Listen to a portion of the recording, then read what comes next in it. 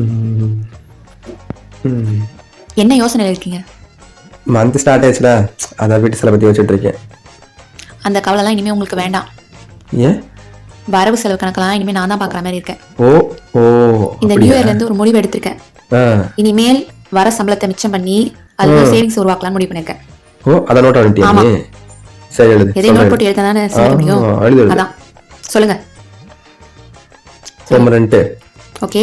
Grocery செலவு, okay. Vegetable செலவு, okay. Non veg செலவு, ஓகே. ஓகேவா? மந்த் எண்டான ரீசார்ஜ் செலவு, ஓகே.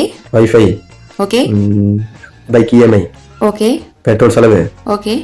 அப்புறம் வாரத்துக்கு ஒரு டைம் மேக்கப் கிட்டு ஆர்டர் போடுவேன், அந்த செலவு. அதெல்லாம் இதில் சேர்க்கணும். ஆமா, அப்புறம் நான் ஓசியில் வந்து கொடுத்துருப்பாங்க, காசு வாங்குறாங்களா இல்லையா? ஓகே. வாரத்துக்கு ஒரு டைம் போய் ஸ்நாக்ஸ் அப்படியே நொறுக்கு தண்ணி சாப்பிட்றதெல்லாம் கணக்கு பார்க்கலாமா? எழுது. அந்த செலவு தான். அப்புறம் ஓகே. மந்த்லி ஒரு டைம் தேட்டர் கூட்டு போறோம் பார்த்தியா, ம். அந்த செலவு. எவ்வளோ மிச்சம் இருக்கு? ம். மிச்சம் எங்க இருக்கு?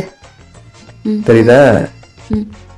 நான் ஒன்று முடிவு பண்ணியிருக்கேன். இந்த ஆன்லைனில் ஆர்டர் போட்டு மேக்கப் கிட்டு அதில் கட் பண்ணிடலான் இருக்கேன். ஐயோ, நம்ம என்ன ஒரு முடிவு பண்ணுமா? ஏன்? இந்த வருஷம் சேமிக்கத்தை விட்டுடுவோம். அடுத்த வருஷத்துலேருந்து பார்ப்போம். அடுத்த வருஷம்? இந்த வருஷம் வேணாம். அடுத்த வருஷம், அடுத்த வருஷத்துக்கு அடுத்த வருஷம்.